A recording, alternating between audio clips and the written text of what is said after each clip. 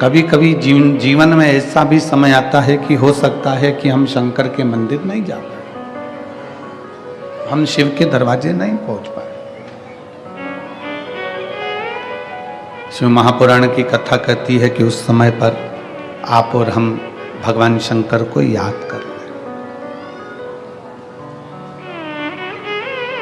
अगर हम नहीं पहुंचे हैं शिव की चौखट पर, भगवान शंकर के दरवाजे तक हम नहीं पहुंचे, तो हम शंकर को याद करें। क्या होगा उससे? हम शिव को जब याद करते हैं तो 12 ज्योतिर्लिंग हमारे सामने आकर खड़े हो जाते हैं।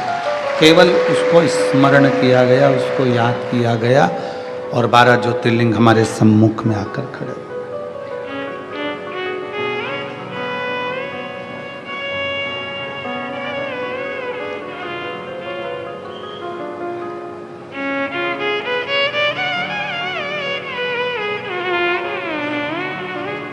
एक बार श्री शिवाय नमस्तुभ्यम कहा जाए, एक बार पंचाक्षर मंत्र नमः शिवाय कहा जाए, एक बार षडाक्षर मंत्र ओम नमः शिवाय कहा जाए।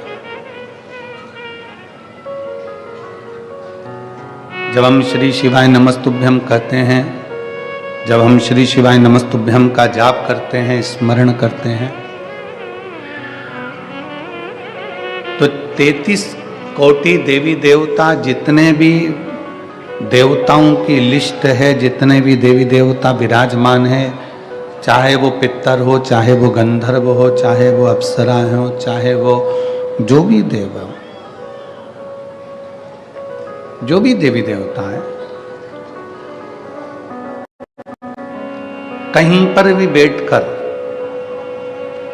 किसी मंदिर में, देवालय में, शिवालय में, कथा में, या आप अपने घर पर बैठकर जब आप श्री शिवाय नमस्तुभ्यम का जाप करते हो, श्री शिवाय नमस्तुभ्यम जब बोलते हो, तो 33 कोटि देवी देवताओं का ध्यान आप पर आ जाता है। 33 कोटि देवी देवताओं की दृष्टि जब हम पर पड़ती है, 33 कोटि देवी देवताओं की दृष्टि जब आप और हम पर जाती है, तो ये निश्चित है कि संसार में जन्मे हुए जीव का, संसार में जन्मे हुए व्यक्ति का, संसार में जन्म लेने वाले जीव का, संसार में जन्म लेने वाले मनुष्य का कल्याण अपने आप निश्चित हो जाता है, अपने आप निश्चित हो जाता है।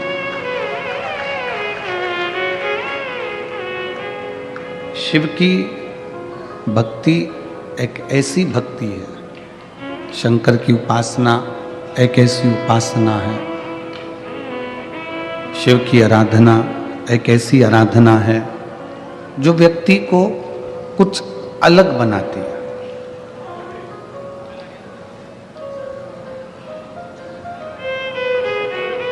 कितने लोग हैं जो भगवान शंकर को एक लोटा जल चढ़ाते हैं? हाथ उठाओ जरा। सभी लोग चढ़ाते हैं? रख लो हाथ नीचे, वापिस रखो।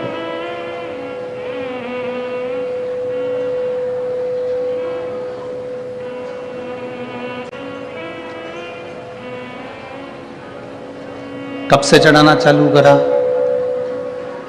कोई कहेगा 2 महीने हो गए, कोई कहेगा 6 महीने हो गए, कोई कहेगा 4 महीने हो गए, कोई कहेगा 8 महीने हो गए, कोई कहेगा 10 महीने हो गए, कोई कहेगा 1 साल हो गया, कोई बोलेगा 2 साल हो गया। किसी को 3 साल हो जाते हैं, किसी को 4 साल हो जाते हैं, किसी को 5 साल हो जाते हैं। शंकर भगवान पर जल चढ़ाते चढ़ाते चढ़ाते चढ़ाते 2 महीना, 4 महीना, 6 महीना, जितना भी आपने शिव को दिया, जितना भी समय आपने भगवान शंकर को दिया, तुम्हारा वो दिया गया समय जो तुमने भगवान देवाधिदेव महादेव को प्रदान किया है, जो भगवान शंकर को दिया है, तुम्हारा दिया गया समय जो तुमने भगवान शंकर को प्रदान किया है, शिव को प्रदान किया है, वो खाली नहीं जाता। शंकर को दिया गया समय खाली नहीं जाएगा। शिव को दिया गया समय, भगवान शंकर को दिया गया समय, भगवान शंकर को प्रदान किया गया समय जिस समय पर हमारी कोई दुख की घड़ी आती है, विपदा की घड़ी आती है, कोई तकलीफ की घड़ी आती है, कोई कष्ट की घड़ी आती है, शिव महापुराण की कथा कहती है, उस समय पर जो तुमने भगवान देवाधिदेव महादेव को एक लोटा जल समर्पित करा है, उस समय पर तुम्हारी तकलीफ की घड़ी में शंकर भगवान आकर सम्मुख में खड़े हो जाते हैं। उस समय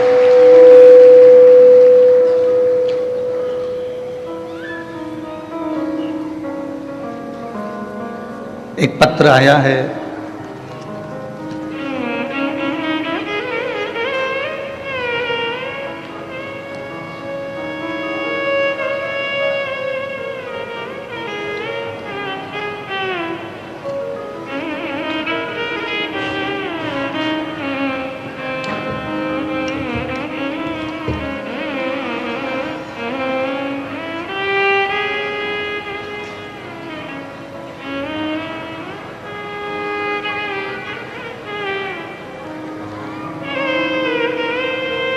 पहला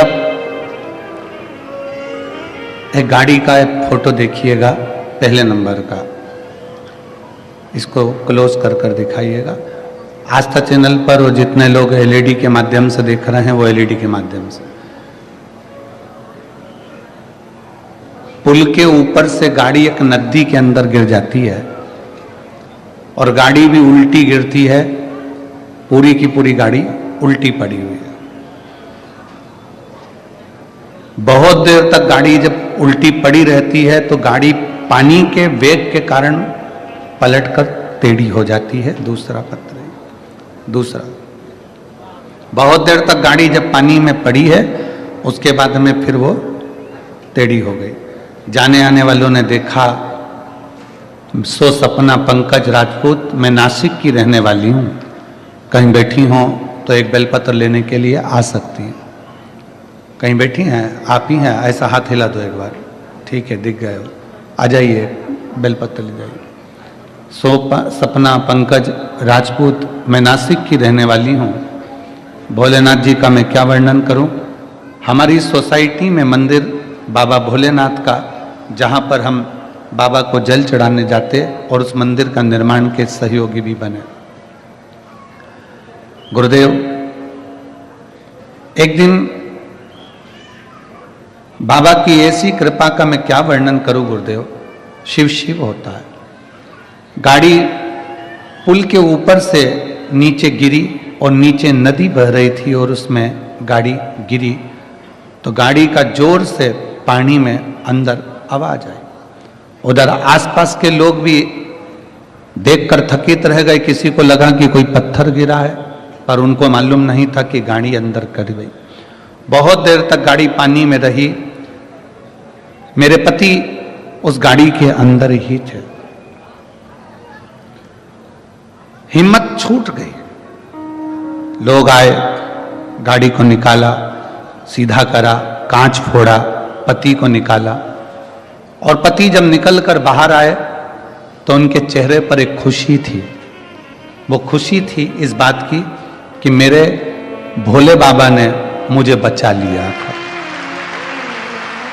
मुझे मेरे भोलेनाथ जी ने बचा लिया था। गुरुदेव, मेरे पति मुझसे कहते हैं, मेरे पति मुझे वर्णन करते हैं कि शंकर पर चढ़ाया गया एक लोटा जल किस जगह पर काम आता है। शिव जी को चढ़ाया गया जल, शंकर भगवान को चढ़ाया गया जल किस जगह पर काम आ रहा है।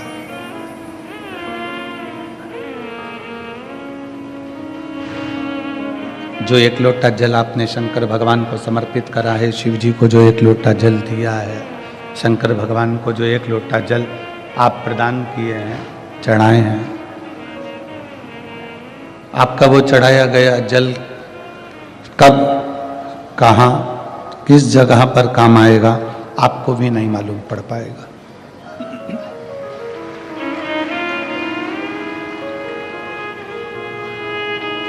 भूल जाओ, शंकर को जल चढ़ाने के बाद आप ये भूल जाओ कि मैं 2 महीने से, कि 3 महीने से, कि 3 साल से, कि 1 साल से, कि 1.5 साल से, कि 2 साल से कि 4 साल से आप शंकर जी को जल चढ़ा रहे हैं, इस बात को आप भूल जाइए, आपके स्मरण में मत लाइए इस बात को।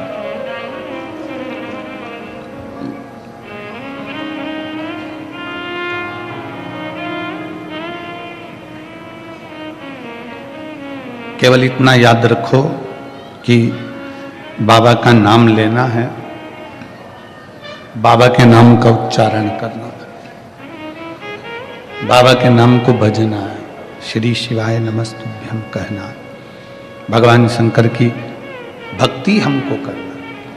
ये भूल जाओ कि कितने समय से चढ़ा रहे हो, कितने समय से पुकार रहे हो। बीज अगर पृथ्वी पर गिरा है, बीज पृथ्वी के अंदर गिरा है, तो उसका पौधा जरूर रोपित होगा। उसमें पानी डले ना डले, उसमें खाद डले ना डले, पर वो बीज जो पृथ्वी के अंदर गया है, जमीन के अंदर गया है, उसका पौधा जरूर निकलेगा। आज नहीं तो कल निकलेगा, बारिश गिरने के बाद निकलेगा, कभी भी निकलेगा। पर जो बीज अंदर गया है जमीन के, एक ना एक दिन उसका पौधा जरूर बनेगा। उसी तरह शंकर को अगर एक लोटा जल चढ़ाया है तो उसका फल जरूर मिलेगा, उसका फल जरूर मिलेगा।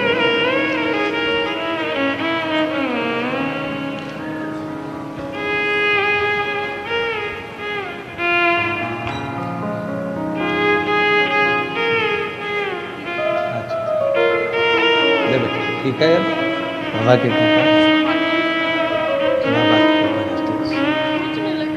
शिव कृपा।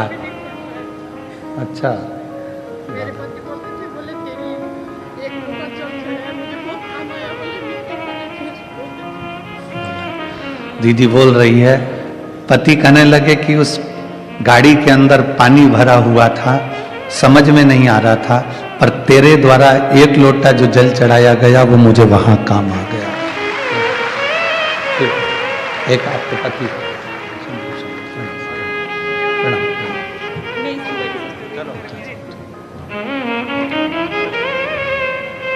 आपके द्वारा समर्पित किया गया एक लोटा जल कहाँ काम आएगा, कब काम आएगा, कैसे काम आएगा, ये वो जानते हैं। आप शंकर के मंदिर जाते रहो, आप शिव की चौखट पर जाते रहो, आप शंकर के दरवाजे पर जाते रहो, शंकर के दरवाजे पर जाते रहोगे, शिव की चौखट पर पहुंचते रहोगे, शंकर का एक लोटा जल समर्पित करते रहोगे, अपने आप मेरा शंकर, मेरा ओघड़दानी, मेरा त्रिकालदर्शी, मेरा कैलाशी अविनाशी शिव आप पर कृपा करना प्रारंभ कर देगा। आपको बोलने की भी जरूरत नहीं पड़ेगी कि शिव जी से कुछ कहा जाए, शंकर जी से कुछ बोला जाए। आप तो केवल शंकर के मंदिर में एक लोटा जल लेकर जाइए, शिव के पास में एक लोटा जल लेकर पहुंचिए, शिव की चौखट पर एक लोटा जल लेकर जाना प्रारंभ करें, वो संभाल लेगा। कर्म की गति को भोगने के लिए यह हमारा शरीर मिला है, मानव की देह मिली है। कर्म की गति को भोगने के लिए हम ये मनुष्य के शरीर में आए हैं, मानव की देह में आए हैं। जितने बैठे हो ना, सबका अपना अपना दुख है और सबकी अपनी अपनी प्रसन्नता है, सबके अपने अपने कष्ट है, सबका अपना अपना दुख है। इसलिए आप और हम जब प्रार्थना करते हैं, आप और हम जब भगवान को पुकारते हैं, स्तुति करते हैं, उस समय पर हम ये नहीं बोलते कि मेरे पेट में दर्द है या कैंसर का रोग है या थायराइड का रोग है या सिर का रोग है या कोई अन्य रोग है। उस समय पर हम बाबा से कहते हैं, बाबा सब दुख काटो हमारा, ओ भोला सब दुख काटो। हम बाबा से ये नहीं कहते कि मेरे शरीर में ये दुख है, मेरे शरीर में ये कष्ट है। हम बाबा से कहते हैं कि सब दुख काटो, किसी दुख का हम वर्णन नहीं कर रहे हैं कि हमारे पेट में दर्द है, कि सिर में दर्द है, कि घुटने में दर्द है, कि पाँव में दर्द। हम तो सब दुख का वर्णन कर रहे हैं कि सारा दुख आप काट दीजिए।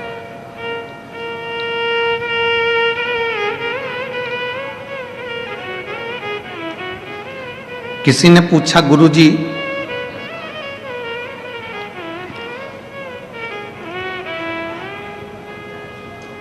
अगर कोई कर्जा लेकर मर जाता है,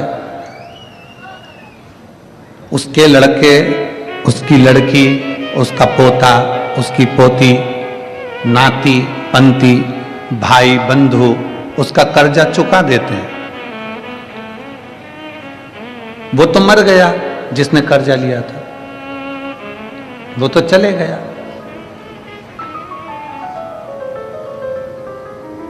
भाई ने कर्जा चुका दिया, बेटे ने कर्जा चुका दिया, बेटी ने कर्जा चुका दिया, रिश्तेदारों ने कर्जा चुका दिया, तो क्या जो मरा है उसको भोगना पड़ेगा दूसरी बार कि नहीं भोगना पड़ेगा? कर्जा भाई ने चुकाया, कर्जा बेटे ने चुकाया, कर्जा बेटी ने चुकाया, पर जिसने लिया था वो नहीं चुका पाया। अपने कर्म का भोग अपने को स्वयं भोगना। परसों की कथा में कहा था कि हाथ में हमको खुजाल चली है तो हम खुजालेंगे। पेट हमारा दुखा है तो दवाई भी हम खाएंगे, दवाई भी हम खाएंगे। सिर में दर्द है तो दवाई हम खाएंगे, पड़ोसी को नहीं खिलाएंगे। पड़ोसी उस दवाई को खा भी लेगा तो उसका असर तुम्हें नहीं होगा। उसी तरह हमारे कर्म को, हमारा जो कर्म है उसका भोग हमको भोगना। जितने परिवार वाले हैं, जितने कुटुंब वाले हैं, जितने रिश्तेदार हैं, ये सब तुम्हारे कमाए गए धन का भोग भोगेंगे और तुम अपने कर्म का भोग भोगोगे। ये धन का भोग भोगेंगे। जो पैसा है, दौलत है, धन है, वैभव है, सबका भोग सबको भोगना। बेटा भी भोगेगा, बेटी भी भोगेगी, पत्नी भी भोगेगी, परिवार भी भोगेगा।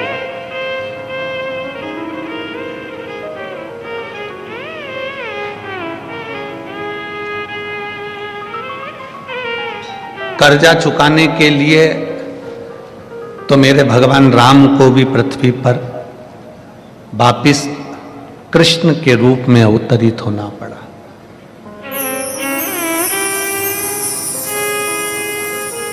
कर्जा चुकाने के लिए मेरे राम जी को भी भगवान कृष्ण के रूप में पृथ्वी पर अवतरित होना पड़ा। आप सब ने कथा सुनी होगी कि एक बार भगवान श्री राम माता जानकी के साथ में अपने पिता के वचनों को निभाने के लिए वन जा रहे थे। कितने वर्ष के लिए गए? जम के बोलो जरा। 14 वर्ष के।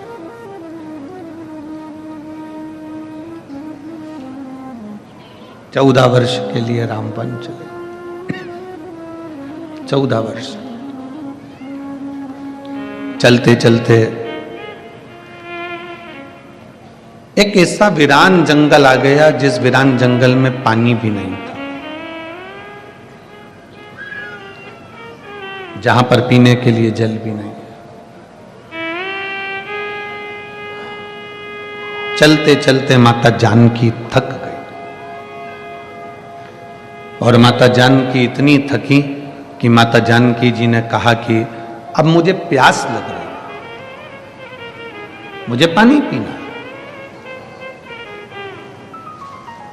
अपने माता पिता के वचन को पूर्ण करने के लिए भगवान श्री राम वन को चले और मां जानकी चलते चलते थक गईं और थकने के बाद में माता जानकी कहती हैं कि अब मुझे प्यास लगी, बहुत पानी की प्यास। जानकी जी जब जल को पुकार रही हैं कि मुझे पानी पीना है, राम जी ने देखा कि आसपास में कोई सरोवर नहीं है, आसपास में कोई जलाशय नहीं है, कोई सरोवर नहीं, कोई जलाशय नहीं। तब राम जी ने जानकी जी को एक वृक्ष की छांव में बिठा दिया, तुम यहां बैठो, लक्ष्मण जी आप भाभी के साथ में रहिए, मैं जल देखता हूं। राम जी ने जल देखना प्रारंभ करा तो कहीं जल नजर नहीं आया। एक तो कोस निकल भी गए बाहर, एक दो कोस निकलने के बाद भी जल नहीं मिला, पानी नहीं मिला। ढूंढते ढूंढते राम जी महाराज और आगे निकले, तब एक मोर नजर आया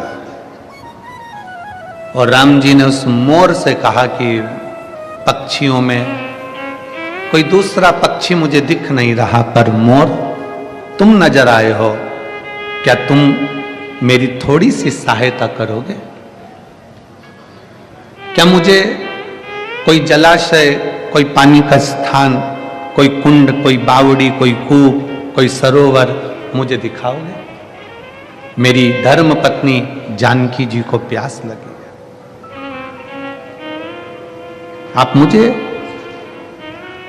जलाशय दिखाएंगे?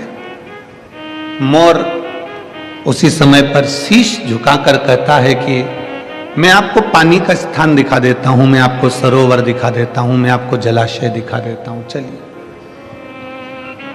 राम जी चलने लगे, मोर भी चलने लगा। अब मोर कहने लगा कि प्रभु मैं चलूंगा धीमा धीमा और पानी तक पहुंचने में समय लग जाएगा, एक काम करता हूं मैं उड़ के चलता हूं, तुम मेरे पीछे पीछे चल। राम जी ने कहा ठीक है। मोर उड़ा, थोड़ी दूर चलने पर मोर राम जी को दिखा ही नहीं, कहां चले गए। राम जी फिर एक जगह पर बैठ गए, फिर मोर वापिस आया और मोर ने आकर कहा प्रभु आप मार्ग भटक रहे हो, आपको रास्ता नहीं मिल रहा, एक काम करता हूं मैं उड़ूंगा, अपना एक एक पंख जमीन पर गिराते गिराते जाऊंगा, मैं ना दिखूं तो पंख देखते देखते आप पीछे पीछे आ जाओ। मोर ने अपना पंख गिराना प्रारंभ करा, राम जी ने चलना प्रारंभ करा, जलाशय तक, सरोवर तक, तालाब तक राम जी पहुंच गए। राम जी ने सरोवर पर पानी को भरा और जो देखा मोर को, तो मोर के पूरे पंख झड़ चुके थे। मोर एक मौसम होता है, उस मौसम में एक समय होता है, उस समय में मोर अपने पंख को झड़ाता है। अगर मोर हर किसी मौसम में अपने पंख को झड़ा देता है तो मोर को मरना पड़ता है।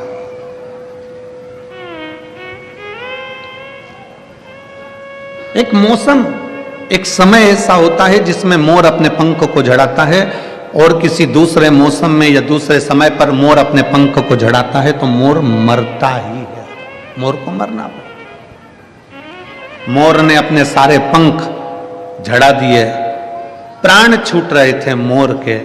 राम जी उसको देखते हैं, आंखों में जल भर लेते हैं।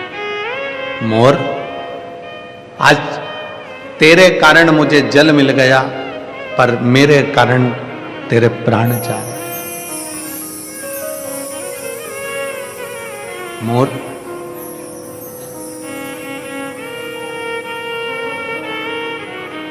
तेरे को कुछ मांगना हो तो मांग ले। मोर कहता है प्रभु आपके चरणों की शरणागति देना। राम जी कहते हैं मेरे सामने तेरे प्राण छूट रहे हैं, शरणागति तो वैसे ही मिल जाएगी, और तू मेरे चरण मांग रहा है।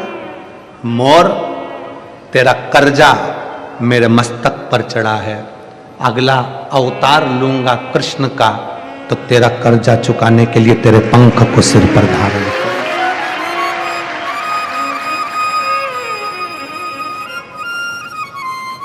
तेरा कर्जा चुकाने के लिए तेरा पंख मैं अपने सिर पर धारण करूंगा, अपने सिर पर। और शिव महापुराण की कथा वर्णन करती है, संसार में जन्म ले हो, हमारा और आपका जन्म हुआ है, ना जाने कौन सा कर्जा चुकाने के लिए हम यहां आए। कौन सा कर्जा?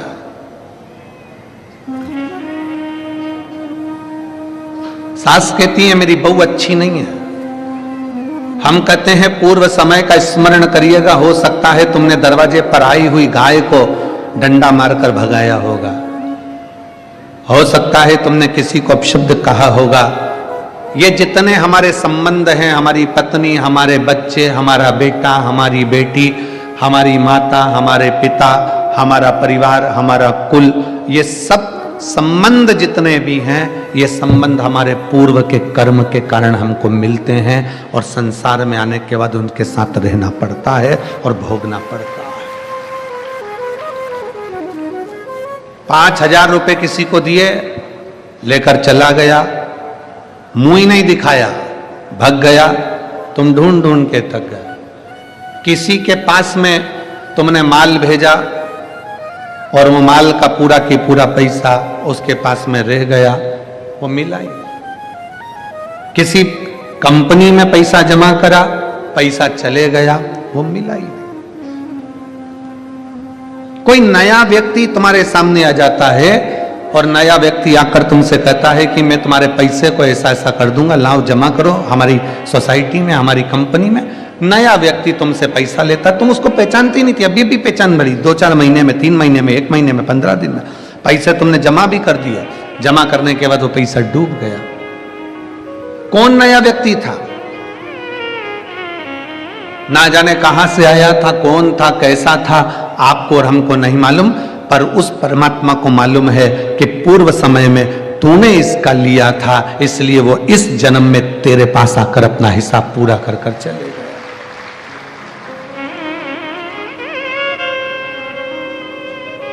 शिव महापुराण की एक बात अपनी जिंदगी में जरूर उतारिए। 83,99,999 जो योनियां हैं, 83,99,999 जो योनियां हैं, ऐसी कोई योनि नहीं मनुष्य की देह 84,00,000वें नंबर की योनि है। सारी योनियों में जितनी योनियां बनेंगी, आप कुत्ता बनेंगे, आप झिंगुर बने, इल्ली बने, कीट बने, पतंगा बने, स्वान बने, मछली बने, जानवर बने, जलचर बने, थलचर बने, वायुचर बने, पक्षी बने, पशु बने, कुछ भी बने, 83,99,999 योनियों में ना जाने सारी योनियां आपको मिली, मनुष्य की देह भी मिली। पर इतना याद रखना, हर योनि में तुम्हारे बच्चे भी होंगे, हर योनि में तुमको भोजन करने को भी मिलेगा, पेट भरने को, हर योनि में तुम्हें पानी पीने को भी मिलेगा, हर योनि में हवा भी मिलेगी, हर योनि में तुम्हें खाने को भी मिलेगा, पीने को भी मिलेगा, बच्चे भी मिलेंगे, परिवार भी मिलेगा, माता पिता भी मिलेंगे, सब कुछ मिलेगा। हर योनि में तुम्हें घर भी मिलेगा, रहने का एक छोटा सा आसियाना, छोटी सी जगह, कुछ भी मिलेगी, पर मिलेगी जरूर। हर योनि में सब कुछ मिलेगा, पर हर योनि में शिव महापुराण की कथा नहीं मिलेगी। शिव महापुराण की कथा तो केवल एक मनुष्य योनि में मिलती है। एक पक्षी को अगर सुना भी देंगे तो पक्षी को क्या ज्ञान होगा? एक पशु को अगर कथा सुना भी देंगे तो क्या ज्ञान होगा? एक इल्ली माला में चढ़कर अगर कथा सुन भी लेगी तो उसको क्या ज्ञान होगा? कोई कीट, कोई पतंगा, कोई जानवर, कोई पशु, कोई पक्षी, कोई जलचर, कोई थलचर अगर कथा सुन भी लेंगे तो उनको क्या ज्ञान होगा? सारी योनियों में पत्नी, परिवार, बच्चे, कुटुंब, माता पिता, खाना पीना सब मिलेगा, पर केवल एक मनुष्य की योनि ऐसी है जिस योनि में शिव पुराण की कथा, सत्संग मिलता है। क्यों मिलता है? क्योंकि इस योनि में अगर तूने सत्संग कर लिया, भगवान का भजन कर लिया, शिव पर एक लोटा जल चढ़ा लिया, तो फिर तुझे वापिस वो 83,99,999 योनियां भोगना नहीं पड़ेगी और तू शंकर की शरण में चला जा। इन योनियों से तेरी मुक्ति हो जाए, इन योनियों से तू परे हो जाए, इन योनियों से तू छूट जाए।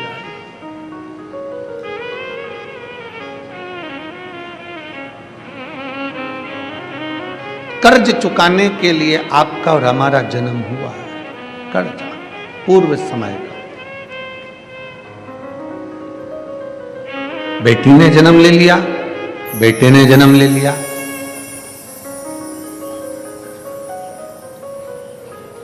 किसी के घर में अगर बेटा बेटा जन्म ले रहा है तो समझ लेना कि तुम्हारा कोई पूर्व का तुम्हारा कर्जा बहुत ज्यादा था, इसलिए घर में बेटे ही बेटे जन्म ले लिए। अगर तुम्हारे घर में परिवार में कुल में एक बेटी भी जन्म ले ले तो समझ लेना कि तुम्हारा पूर्व का कोई पुण्य बड़ा प्रबल था जिसके कारण बेटी ने जन्म। बड़ी मुश्किल से कहीं पूर्व एक गरीब सब्जी बेचने वाला है, ठेला चलाने वाला है, कबाड़ा बेचने वाला है, उसके घर में 1 2 3 4 5 6 बेटी जन्म ले लेती है। और कोई बहुत पैसे वाला करोड़पति धनपति वैभवपति है, उसके घर में बेटा ही बेटा जन्म लेते हैं। तो मोहल्ले की माताएं कहती हैं बेचारी गरीबड़ी को एक लड़का हो जाता तो अच्छा था, और उसके पास इतना पैसा है, उसके घर में एक लड़की हो जाती तो कौन सी कमी पड़ जाती, 1 2 लड़की उसके घर हो जाती, इसके घर में एक आध लड़का हो जाता। पर कौन समझाए कि शंकर भगवान के लेख में लिखा हुआ है कि जिसके घर में 2 3 4 5 बेटियां अगर जन्म ले लेती हैं तो कहते हैं कि स्वयं शंकर उसको अपनी गोदी में और नंदी पर लेकर जाते हैं, स्वयं शिव।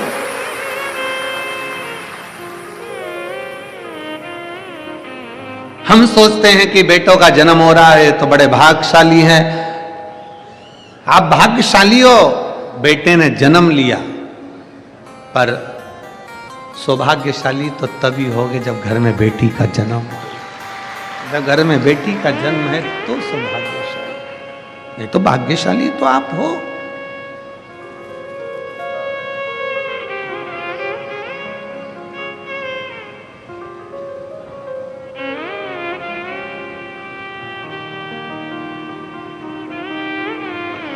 भाग्यशाली तो हो, यह आपके भाग्य की सराहना है।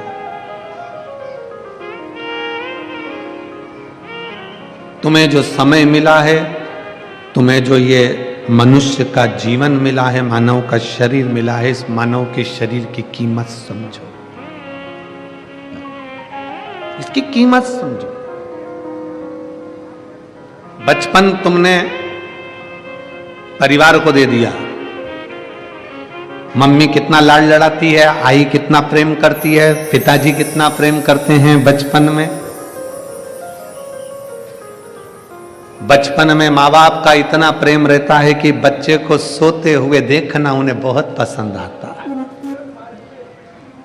बोलो जरा, समय जम के बोलो जरा। बच्चा अगर सो रहा है ना बचपन में तो माँ बाप को बहुत अच्छा लगता है, और वही बच्चा जब 27 साल का हो जाए, 25 साल का हो जाए, 20 साल का हो जाए, 30 साल का हो जाए, तो कौन माँ बाप हैं जिसको लड़का लड़की घर में सोते हुए अच्छे लगेंगे? लगते हैं? नहीं। माँ बाप कहते हैं कि इस उम्र में तो तुझे मेहनत करना चाहिए, पढ़ना चाहिए, आगे बढ़ना चाहिए, और तू पलंग पर पड़ा है। बेटा वही है जो बचपन में अच्छा लग रहा था, बेटा वही है, बेटी वही है जो बचपन में अच्छी लग रही थी, पर वही बेटा बेटी जब जवानी के समय पर एक उम्र के अनुकूल अगर घर के अंदर सोते रहें, 1-2 बजे रात को सो रहे हैं और दिन के 2 बजे अपने कमरे से निकल रहे हैं, और माँ थोड़ा सा भी उसको जगा दे तो वो आग बबूला हो जाए। मम्मी लाइट बंद करो, बाबू लाइट बंद करो, पापा पंखा चालू कर दो, मम्मी एसी का रिमोट लाके दे। माँ बाप की आंख में आंसू आ जाते हैं। बचपन में सोता हुआ बच्चों को देखे तो माँ बाप खुश होते हैं, पर जवानी में बच्चों को सोता हुआ ऐसे समय बर्बाद करते हुए देखे तो माँ बाप को खुशी नहीं होती। माँ बाप कहते हैं कुछ पढ़ ले, आगे बढ़ ले और जिंदगी में नाम कमा ले। अच्छा नहीं लगेगा? बचपन आपने अपने परिवार को दे दिया, जवानी पूरी दोस्त यार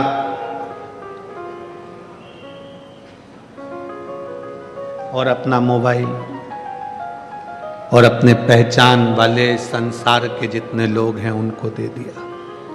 क्या बचा? बुढ़ापा। बचपन खेल में खोया, जवानी नींद भर सोया, बुढ़ापा देख कर रोया। अब आया बुढ़ापा।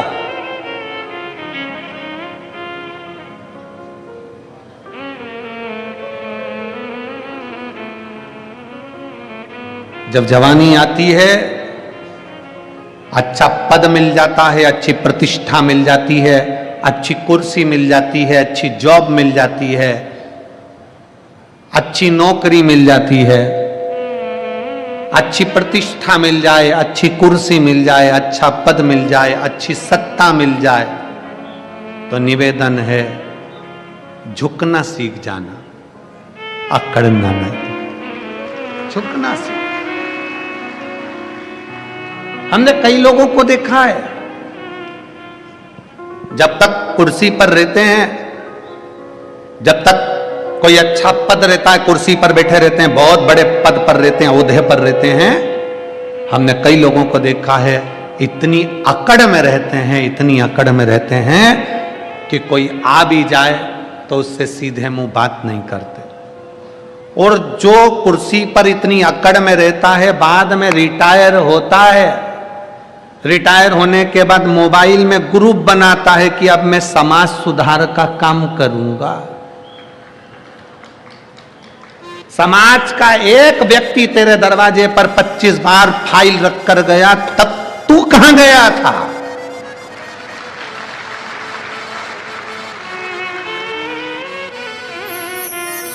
परिवार का एक व्यक्ति 25 बार हाथ जोड़कर आ गया, भैया जी देख लेना, तुम हमारे रिश्तेदार, तुम हमारे नातेदार, मिलने को तैयार नहीं हुआ। और रिटायर होते से ही व्हाट्सएप पे, फेसबुक पे, इंस्टाग्राम पे ग्रुप बना दिया कि अब मैं मेरी समाज का ये काम करूंगा, मैं अपने मोहल्ले का ये काम करूंगा, मैं अपने क्षेत्र का ये काम करूंगा। अब याद आ रहा है, अब समझ में आ रहा है कि अब मैं कोई अच्छा काम करने का प्रयास करूंगा। अच्छा काम कब करना था? जब तुम्हारी कुर्सी थी। अच्छा काम कब करना था? जब तुम्हारी सत्ता थी। अच्छा काम कब करना था? जब तुम्हारी प्रतिष्ठा थी, तब अच्छा काम करना था। अपनी कुर्सी का, अपने पद का, अपनी प्रतिष्ठा का ध्यान रखकर, जब तक तुम्हारे पास में सत्ता है, कुर्सी है, वैभव है, कुछ ऐसा कर जाओ। जीजाबाई ने छत्रपति शिवाजी से एक बात कही थी, वो बात संपूर्ण विश्व के लोगों को याद आना चाहिए।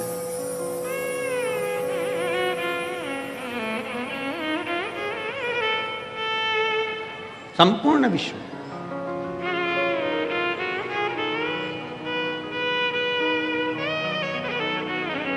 जीजाबाई ने पूछा था, शिवाजी, हे शिवाजी।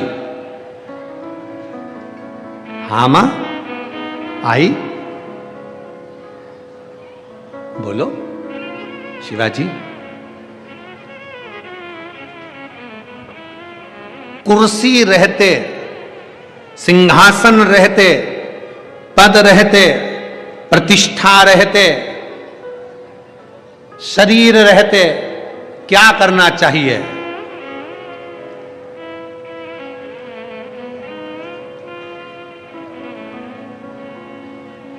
क्या करना चाहिए? तो शिवाजी ने कहा, मां, शासन, प्रशासन और सनातन धर्म की रक्षा करना चाहिए। अपने सनातन धर्म की मजबूती, आपके पास में बहुत अच्छा पद है ना, आपके पास में बहुत अच्छी प्रतिष्ठा है, बहुत अच्छी कुर्सी है, बहुत अच्छा आपके पास में पद है, तो प्रयास करना कि इस पद की गरिमा बनी रहे। कोई आए, तुम्हारा एक सिग्नेचर अगर किसी का भला कर सकता है, एक साइन तुम्हारा भला कर सकता है, तो ध्यान देना, पहले फाइल पढ़ो, खूब अच्छे से अध्ययन करो। हम ये नहीं कहते कि तुम बिना देखे सिग्नेचर करो, हम तो कहते हैं तुम्हारा एक सिग्नेचर, एक चिड़िया तुम्हारी अगर किसी का भला कर सकती हो तो प्रयास करना कि एक बार जिंदगी में अपनी कुर्सी पर बैठकर उस चिड़िया को बना देना, किसी का भला कर देना। प्रयास करो अच्छा करने का, फिर मिलेगा शरीर, जम के बोलो जरा, वापिस मिलेगा नहीं। रिटायर होने के बाद वापिस कुर्सी पे बैठोगे?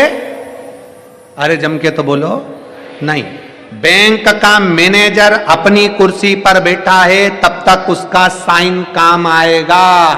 बैंक का मैनेजर या थाने का थानेदार जब अपनी कुर्सी से रिटायर हो जाएगा और मैनेजर वापिस अपने बैंक में जाएगा और जाकर अपनी कुर्सी पर बैठेगा तो कोई बैठने देगा?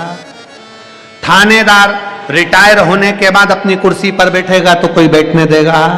नहीं, क्योंकि अब थानेदार दूसरा आ गया, मैनेजर दूसरा आ गया, तुम रिटायर हो गए। अब तुम्हारे कितने भी अच्छे सिग्नेचर हो, वो सिग्नेचर काम के नहीं है, क्योंकि जब तुम्हारी कुर्सी थी तब सिग्नेचर काम का था। इसलिए जब तक तुम्हारी कुर्सी और पद प्रतिष्ठा है तब तक सिग्नेचर अच्छे करने का प्रयास करिए, किसी का भला करने का प्रयास करिए,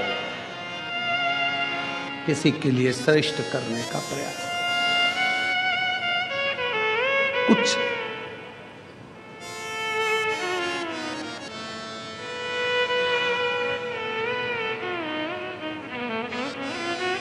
मैं माननीय मोदी जी को, मैं माननीय योगी जी को इस चीज के लिए धन्यवाद देता हूं।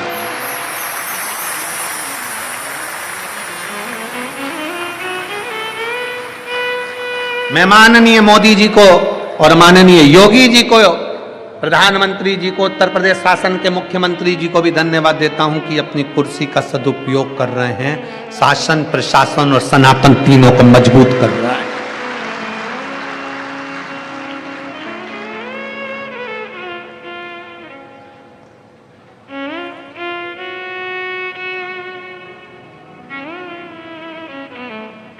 और अब विश्वास है कि महाराष्ट्र के नए मुख्यमंत्री जी भी इस चीज का स्मरण जरूर रखेंगे। विश्वास है, अपनी कुर्सी का, अपने पद का, अपनी प्रतिष्ठा पर बैठे हो, अपना शासन, अपना प्रशासन और अपना सनातन तीनों मजबूत होना चाहिए, तीनों मजबूत। प्रयास करो कुछ अच्छा करने का प्रयास।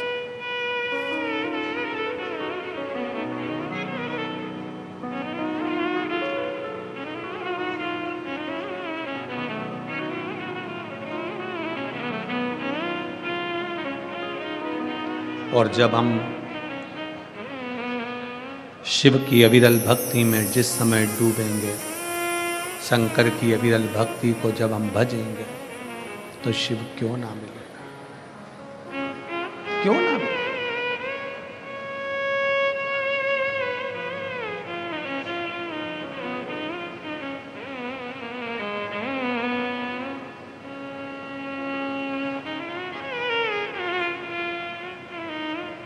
कल हम आशीष से कह रहे थे, आशीष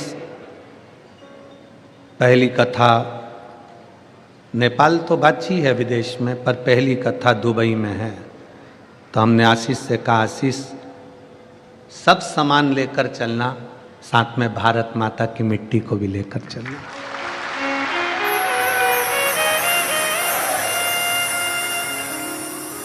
क्योंकि जो प्यार भारत की मिट्टी दे सकती है वो दुनिया में कोई नहीं दे सकता।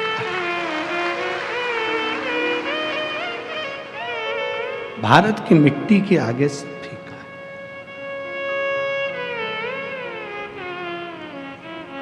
आशीष बोला, गुरुजी 3 दिन में तो अपन आ जाएंगे। हमने कहा एक दिन भी अगर ये भारत की मिट्टी छूटती है तो बड़ा दुख होता है।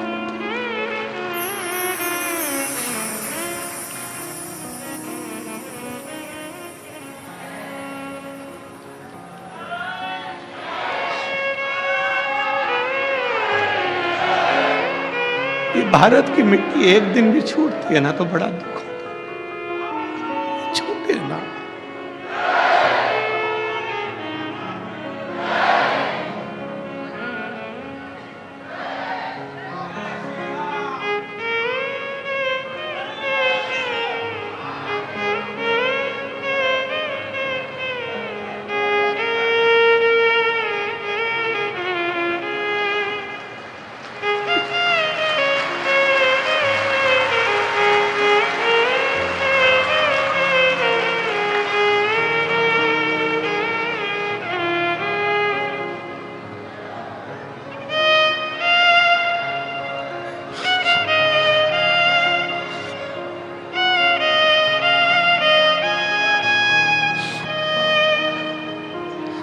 ये ना छूटे, इसको भी थोड़ा बटोर ले।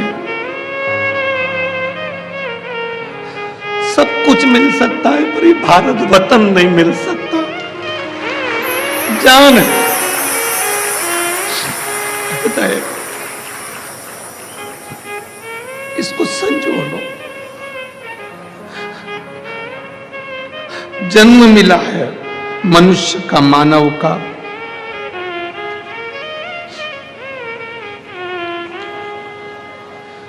छूटे ना, बिसराए।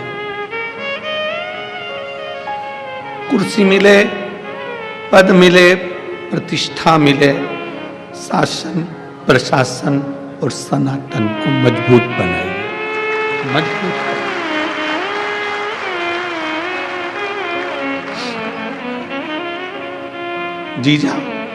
जीजाबाई ने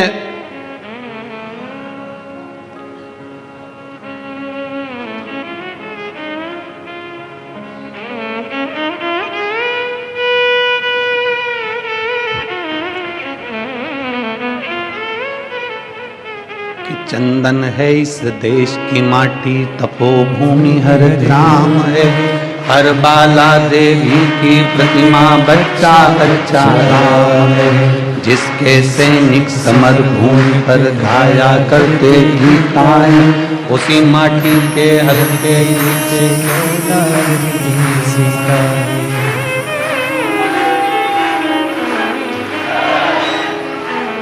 ये वो भूमि है। भारत की भूमि वो भूमि है जिसमें जन्म मिल जाए तो भी कम नहीं। अगर शिव की आराधना में लगे हो, शंकर की आराधना में लगे हो और ये मनुष्य की देह मिली है तो कुछ किसी का भला करने का प्रयास करो। बहुत अच्छी कुर्सी पर बैठे हो आप, बहुत अच्छी, भगवान ने कृपा करी है।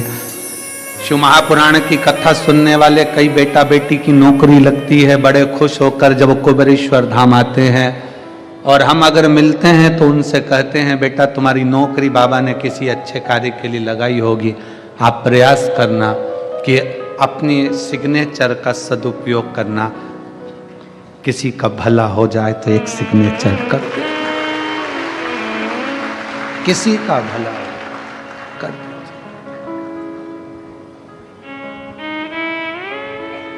हमारे जीवन की इतनी कथा हुई पर सारी कथाओं का रिकॉर्ड सिरपुर ने तोड़ दिया।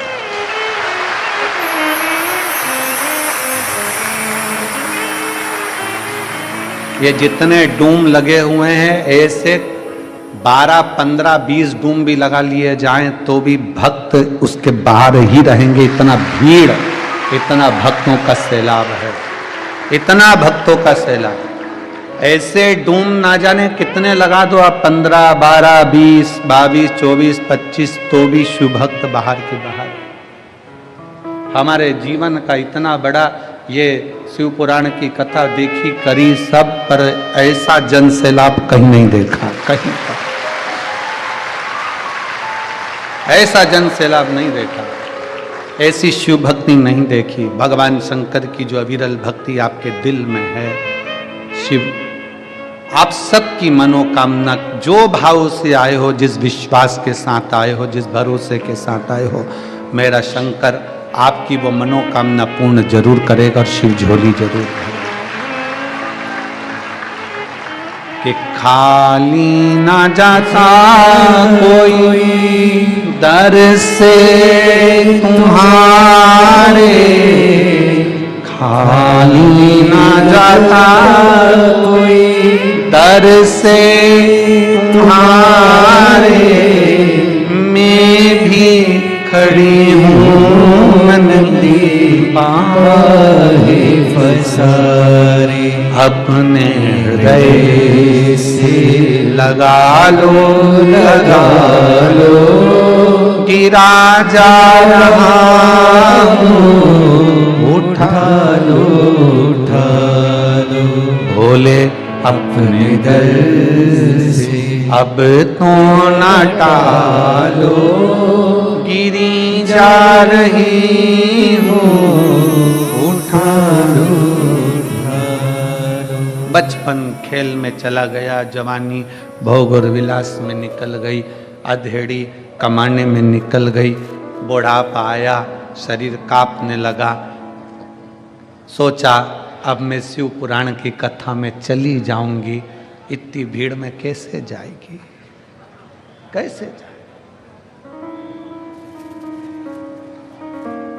तुम्हारे घर में चले और तुम्हारा शरीर चले, शरीर चले और तुम्हारे घर में चले, तब तक सारे अच्छे काम कर लो, सारे अच्छे काम कर लो।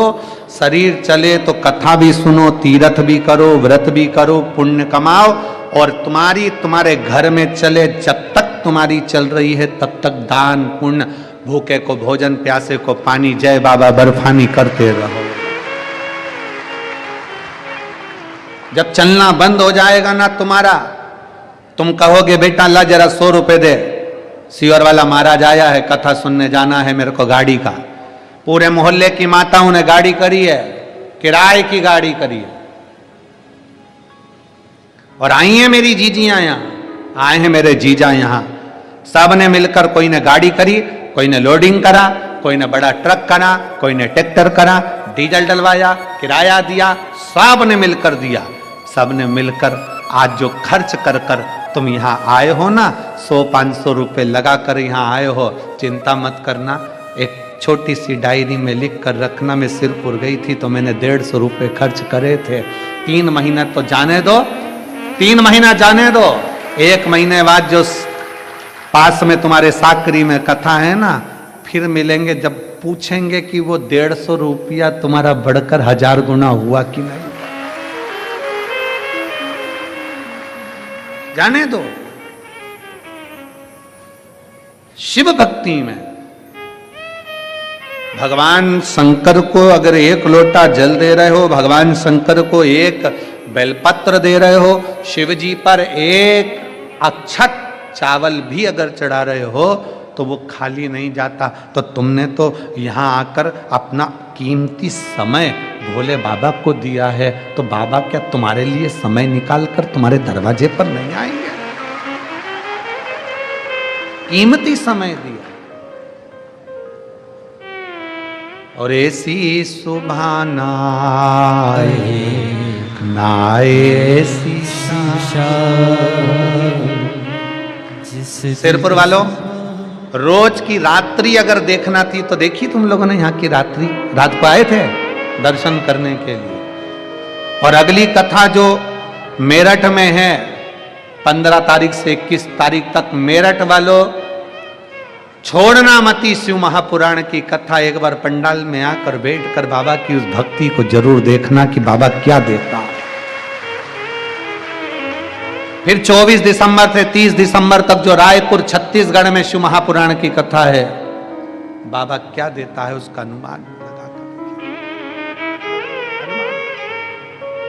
क्या देगा वो उसके ऊपर निर्भर है।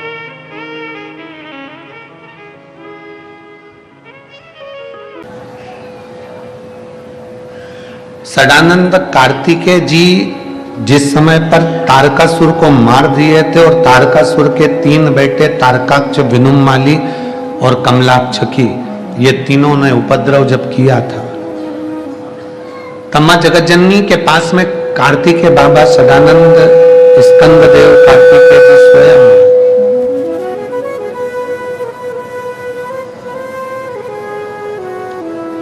स्कंददेव कार्तिकेय जी स्वयं आए और स्कंददेव कार्तिकेय जी ने आकर अपनी माता जी से कहा, मां यदि आप कहो तो मैं ये तारकासुर के 3 बेटों को भी मार दूं, तारकाक्ष को, विदुमाली को और कमलाक्ष को, इनका भी समाप्त कर देता हूं, इनको भी मार देता हूं।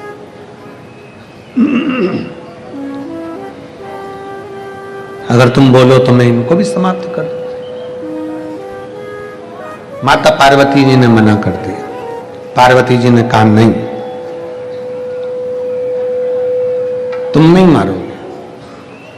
तारकासुर को तुमने मार दिया, वहां तक ठीक है, पर अब तारकासुर के 3 बेटों को मारने की जवाबदारी तुम्हारी नहीं है, तारकासुर के 3 बेटों को मारने की जवाबदारी शिव की है।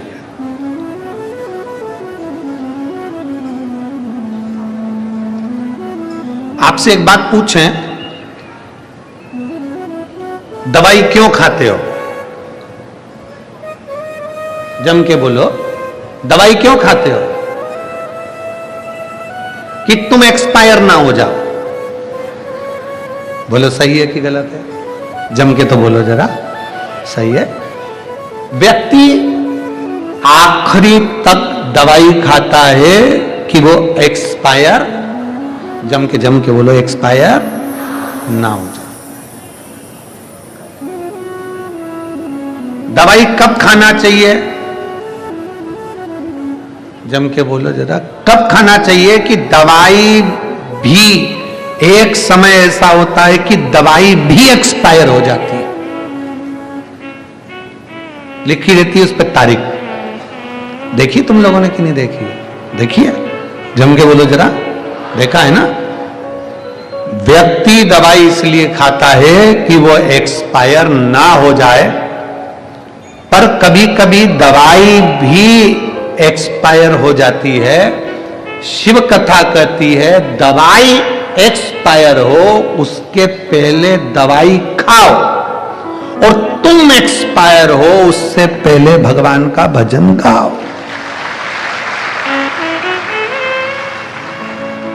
दवाई कब असर करेगी? एक्सपायर होने के बाद। जम के बोलो जरा, नहीं। कब असर करेगी? अगर एक्सपायर तुम हो गए, कोई हो गया, हम हो गए, संसार का कोई व्यक्ति भी एक्सपायर हो गया और उसको दवाई खिलाओगे तो असर करेगी? नहीं। और दवाई एक्सपायर हो गई, उसकी तारीख निकल गई, उसकी डेट निकल गई, उसके बाद वो असर करेगी क्या? नहीं।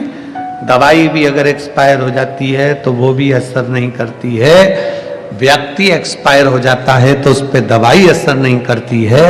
और मनुष्य यदि एक्सपायर हो जाए तो लोग कहते हैं कि इनको थोड़ा सा मिल जाएगा, जो चले गए, जो गए उनको मिल जाएगा। शिव महापुराण की कथा कहती है जीते जी दवाई खा लो, मरने के बाद दवाई असर नहीं करेगी। और जीते जी शिव पुराण सुन लो, मरने के बाद असर नहीं करेगी। जीते जी सुनो, जीते जी श्रवण करिए, जीते जी धारण करिए। जितना श्रवण कर सकते हो, जितना भजन कर सकते हो, जितना स्मरण कर सकते हो, जितना कीर्तन कर सकते हो उतना करिए। जीते जी।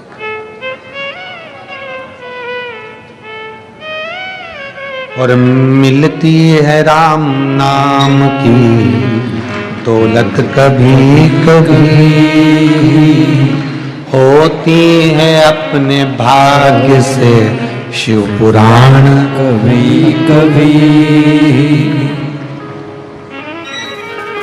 यह अपने भाग्य से हुई है, अपनी किस्मत से हुई है। ये भाग्य अपना, अपनी किस्मत है जो अपने को यीशु महापुराण की कथा श्रवण करने को प्राप्त हुआ। फिर मौका मिले ना मिले, मनुष्य देह मिले ना मिले, संसार सागर में दूसरी बार जन्म मिले ना मिले, मिला है उसको स्वीकार करो। जो मिला है उसको अपने जीवन में उतारो। तुम्हें तारकासुर के बेटों को नहीं मारना। कार्तिकेय, तारकासुर के बेटों को तो मारने की जवाबदारी शिव की है। आपकी अपनी और संसार की किसी की जवाबदारी नहीं है। जन्म, मरण और परण। परण मतलब शादी, मरण मतलब मरना, और जन्म मतलब जन्म। ये तीन जवाबदारी किसी देवता के पास नहीं है। इन तीन चीज की जवाबदारी शंकर जी के पास है, शिव जी के पास।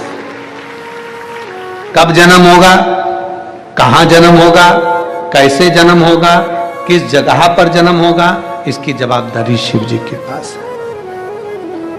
मरण, कब मरोगे, कहां मरोगे, कैसे मरोगे, इसकी भी जवाबदारी शंकर के पास। परण, शादी नहीं हो रही है, विवाह नहीं हो रहा है, शंकर भगवान को सब मालूम है कि कहां, कब, कैसे कराना। तुम पूरी जिंदगी लड़कियां देखते रहो, मेरे लड़के के लिए ये लड़की अच्छी है, ये रिजेक्ट करा, वो करा, ये करा, वो करा। पूरा जीवन तुमने इसमें लगा दिया, 10 साल 5 साल इसमें निकाल दिए। लड़की के लिए लड़का ये अच्छा है, लड़के के लिए लड़की ये अच्छी है, पर उसमें जिसके साथ लिखी होगी वही मिलेगी। 50 लड़के देखे तुम सबके लिए, और 50 लड़की देखी ये मेरे सब जीजाओं के लिए। 50 लड़की देखी, पर तुम्हारी किस्मत में जो चंद्र घंटा थी वही मिली है। तुम्हारे भाग्य में जो लिखी थी वही तुम्हें प्राप्त हुई। क्यों? ये जोड़ी आज की है ही नहीं, आज की है ही नहीं। एक पत्नी मरते मरते बोली, मैंने खूब करवा चौथ के व्रत करे हैं, खूब मैंने तीज का व्रत करा है, अब मैं जा रही हूं, स्वर्ग में मिलेंगे। अब मैं जा रही हूं, स्वर्ग में मिलेंगे।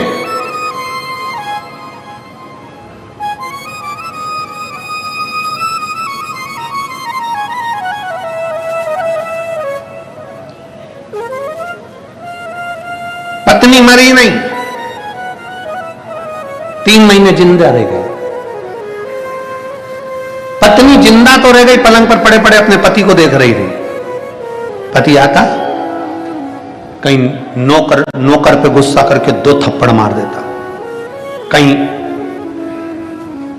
गौ माता दरवाजे पर आती तो उसको भगा देता, कुत्ता आता तो उसको लात मारकर भगा देता, सबको परेशान करने लगा। एक दिन पत्नी ने पूछ लिया, क्यों बेवकूफी कर रहे हो, पागल हो गए हो? पहले इतने अच्छे थे, अब ये गलत काम क्यों कर रहे हो? पति बोला, मुझे स्वर्ग नहीं जाना। अगर तू स्वर्ग में है तो मैं नरक में अच्छा। तूने कहा था अब मैं जा रही हूं, स्वर्ग में मिलेंगे, तो मैं जाऊंगी उधर मुझे पहुंचना ही नहीं है, उधर जाके करूंगा क्या? मुझे नहीं जाना, मेरा डिपार्टमेंट दूसरा। हम जाएंगे ही नहीं अगर तू जाए। तुम्हारे भाग्य में अगर पत्नी जो मिली है, शंकर भगवान को धन्यवाद देना कि कृपा है आपकी, जो मेरे जैसे व्यक्ति को संभाल रही है और मेरे बच्चों को संभाल रही है, ऐसी कहीं कृपा ही तेरी हो। अब तुम बोलोगे गुरुजी क्या हम अच्छे नहीं है? तुम बहुत अच्छे हो,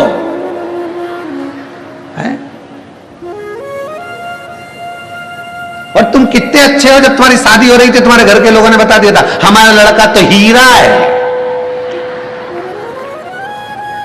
पर यह नहीं बताया था कि हमारा लड़का बेवड़ा है। हीरा बताया।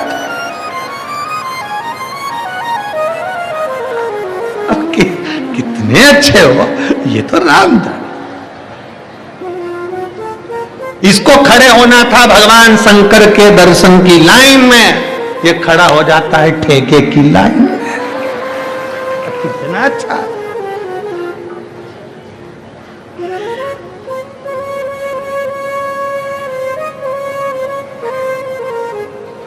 शिव जी को धन्यवाद दो, भगवान तूने बहुत अच्छी दी है, बहुत अच्छी कृपा करी है। और जो माताएं कहती हैं हमारा पति बहुत ताड़ना देता, बहुत गालियां देता, बहुत अपशब्द कहता, बहुत आड़ा टेढ़ा बोलता, उन बहनों से भी निवेदन है तुम भी शंकर जी को धन्यवाद देना, बहुत अच्छा दिया है। अगर ये अच्छा मिल जाता मुझे प्रेम करने वाला, तो मैं क्या शिव पुराण में जाती? फिर तो सिरपुर के या धूलिया के किसी टॉकीज में मूंगफली हाथ में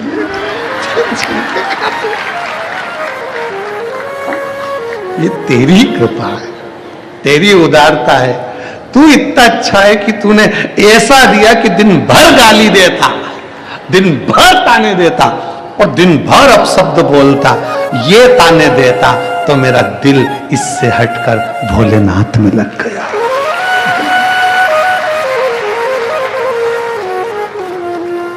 ये तेरी उदारता है, तेरी कृपा बिना ना हिले एक भी लेते हैं श्वास, तेरी कृपा से तनु बखान क्या करूं मैं, राखों के ढेर का चपटी बहुत में खजाना कुबेर का। हे गंगाधार मुक्ति ओंकार तू, भोले ओंकार तू, आयो शरण तिहारी शंभु तार तार। जो तूने दिया वो अच्छा दिया, हम उसमें कोई गलतियां ना निकालें। जब हम भगवान में गलतियां निकालते हैं तो समझ लो हम अपने भीतर गलतियां निकाल। एक लड़का दोस्त के साथ जा रहा था, जाते जाते उसने देखते से कहा कि भगवान में तो अक्ल ही नहीं है। क्या अक्ल नहीं है? इतना बड़ा पेड़ इतनी छोटी छोटी सी केरी लगा दी, इतना बड़ा पेड़ इतना छोटा छोटा सा बेर लगा दिया,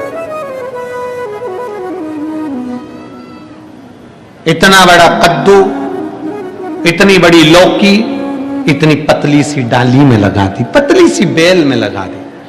अरे कद्दू को ऊपर लगाना था पेड़ में, लौकी को पेड़ में लगाना था। अब बैठा था नारियल के पेड़ के नीचे, हवा चली ऊपर से गिर गया। अब दोस्त से बोला भगवान जो करता है बहुत अच्छा करता है। अच्छा हम कद्दू नहीं लगाया था उसने, कद्दू लगा देता तो कद्दू नीचे और अपन ऊपर पहुंच जाते। ये उसकी कृपा, उसको धन्यवाद दो, तूने बहुत अच्छा किया। अच्छा घर दिया, अच्छा परिवार दिया, अच्छा कुटुंब दिया, अच्छे रिश्ते नाते दिए, अच्छा तूने कृपा करी। पूरा परिवार मेरा कितना जोरदार दिया। सास जब भी बोलती एकदम गर्जना में बोलती, ये तेरी कृपा है। जब सास इतनी गर्जना में बोलती तो कोई चोर की हिम्मत नहीं कि घर के घुस जाए। उसको मालूम है चोर को कि बहू होगी ना तो चल जाएगा, पर डोकरी होगी ना, मां होगी तो नहीं चलेगा, क्योंकि ये अपने तावे में जिस दिन इसने पकड़ लिया उस दिन धो देगी अच्छी लपट के।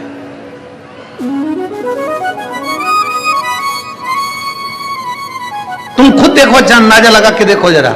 पैसे मांगने वाले कभी भी बुजुर्ग व्यक्ति के पास पैसे मांगने नहीं जाते हैं कि माँ के माँ जी, पिताजी, भाऊ साहब हमको पैसे मांगने वाले जाएंगे तो बहू और बेटों के पास में। नौकरानी किससे कहेगी? सास से तो कभी कहती ही नहीं नौकरानी पैसे की जरूरत है। तो पोछे वाली, झाड़ू वाली, बर्तन वाली, भांडा वाली कभी भी पैसे की जरूरत होगी ना, बहुओं से कहेगी जी मुझे पैसे की जरूरत। तो जीजी कहेगी मम्मी से राम मैं नहीं कह सकता। नौकर अगर पैसा दुकान पे चाहिए तो नौकर कभी भी सेठ जी से, जो पिताजी हैं बुजुर्ग हैं, उनसे नहीं कहेगा। वो कहेगा तो बेटा भैया मेरे को पैसे की जरूरत, तो पापा से कहना है। मैं नहीं कह सकता, पापा से तो नहीं कह सकता, क्योंकि मालूम है पारखी नजर निरमा सुपर। इनको मालूम है कि पिताजी की निगाह बहुत पारखी है, मां की निगाह बहुत पारखी है, घर के बुजुर्ग की निगाह बहुत पारखी है। वो समझते हैं कौन अच्छा कौन बुरा, क्या करेंगे क्या नहीं करेंगे। और सास ने कहा था मत देना पैसा, पर बहू ने चुपचाप से दे दिया। वो 15 दिन बाद काम छोड़ के चली गई, आई नहीं। सास ने कहा था मत देना, पर समझे ये तो सोच रही थी मेरी बिचारी बिचारी बिचारी कर चली। सास की निगाह बहुत पारखी है। जैसे सास की निगाह पारखी है, ससुर की निगाह पारखी है, उसी तरह मेरे भोले बाबा पूरे देवताओं के भी देव महादेव हैं, घर के देवताओं में बुजुर्ग हैं, इसलिए उनकी निगाह भी पारखी है। किसको क्या देना है वो जानते, उसको मालूम है।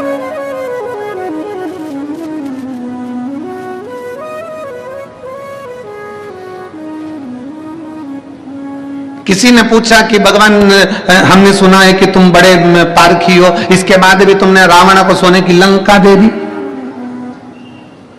रावण को सोने की लंका दे दी। शंकर भगवान तुम्हें सोचना था, विचार करना था कि वो असुर है, राक्षस है, उसे सोने की लंका देने की क्या जरूरत थी। शंकर भगवान ने कहा मैंने रावण को सोने की लंका नहीं दी है, राम जो मेरे दिल में बसते हैं, जो मेरा भजन करते हैं, उनकी अर्धांगिनी सीता लंका में जाएगी, उसके लिए एसी का रूम बनाया है।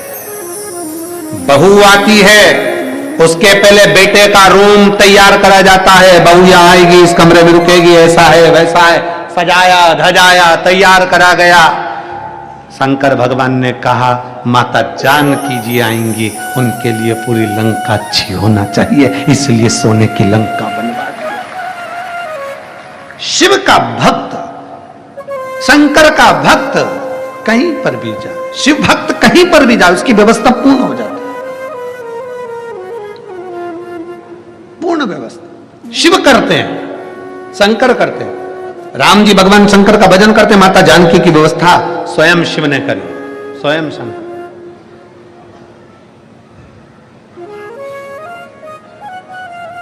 स्वयं शिव करते हैं, इसलिए शंकर की उदारता, शंकर की करुणा कोई साधारण नहीं है।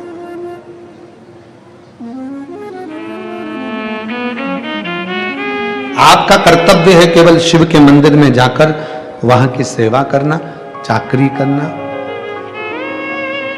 और मेरे बाबा तेरी नौकरी सबसे बढ़िया है सबसे खरी, तेरे दरवाजे की चाकरी सबसे बढ़िया है सबसे खरी। जब से तेरा गुलाम हो गया, तब से मेरा नाम हो गया। जब से तेरा गुलाम हो गया, तब से मेरा नाम हो गया। वरना वो काल क्या थी मेरी, सबसे बढ़िया है सबसे खरी। भोले बाबा तेरी नौकरी सबसे बढ़िया है सबसे खरी। आप उसकी सेवा में लग जाओ। एक पत्र है,